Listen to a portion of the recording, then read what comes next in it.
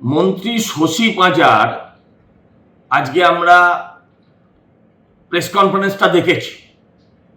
আমি প্রথম দাবি করছি, মন্ত্রীর বাড়িতে তো নিশ্চয়ই সিসিটিভি হবে। মন্ত্রী শশী পাঁজা মহাশয়কে আমার আবেদন, আপনি সেই সিসিটিভি প্রকাশ করুন। সেই সিসিটিভি শুরু থেকে টাইম দিয়ে আপনারা মানুষের সামনে তুলে ধরুন।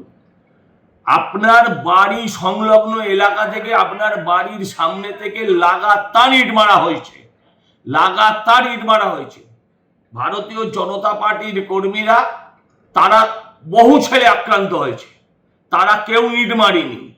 তারা যদি কিছু মেরে থাকে তাহলে তারা পাটকেল মেরেছে, ইট মেরেছেন আপনারা।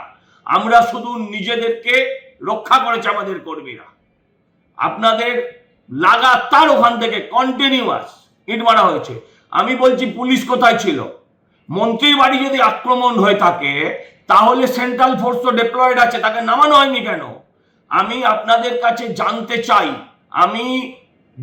জানাতে চাই, এটা সমস্ত প্ররোচনা মমতা ব্যানার্জি যেটা দিয়েছিলেন গত কয়েকদিন আগে, যে আমরা 1 সেকেন্ডে শেষ করে দেবো, এটা তার রিয়াকশন।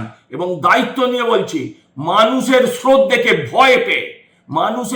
দেখে ভয় পেয়ে ওই কিছু লুঙ্গি বাহিনী গুন্ডা দিয়ে আপনারা ভেবেছিলেন মোদির জনসভা আপনারা বানচাল করবেন, আর ভেবেছিলেন টিভি থেকে মানুষের দৃষ্টি কিছুটা সরিয়ে দেবেন। আপনারা তাতে সফল নয়। ভালোই লাগছে, শুধু আমাদের এতদিন মাথা ফাটা দেখেছি, অন্যদের মাথা ফাটা যতটাই নকল হোক, আপনাদের যে কুমিরের কান্না সেটা খারাপ লাগছে না। পরিষ্কার ভাষায় বলি, সময় বুঝে আপনারা চলুন। পাল্টাচ্ছে বাংলা, একতরফা আক্রমণ আর মানা হবে না। আক্রমণ হলে আমার বাঁচার অধিকার আছে, প্রত্যাঘাত হবে, এটা আপনাদের মাথায় রাখতে হবে।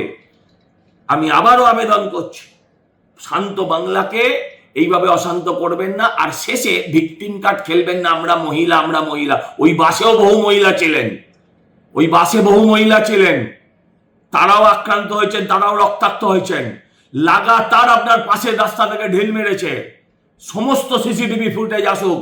এবং আজকে পুলিশ যেভাবে দাঁড়িয়ে দেখলো, এই পুলিশের হাতে যদি নির্বাচন থাকে তাহলে কি অবস্থা হবে, এটাও কিন্তু আমরা সেন্ট্রাল গভর্নমেন্ট তথা নির্বাচন কমিশনকে দৃষ্টি আকর্ষণ করে বলছি, তারাও এটা দেখুক।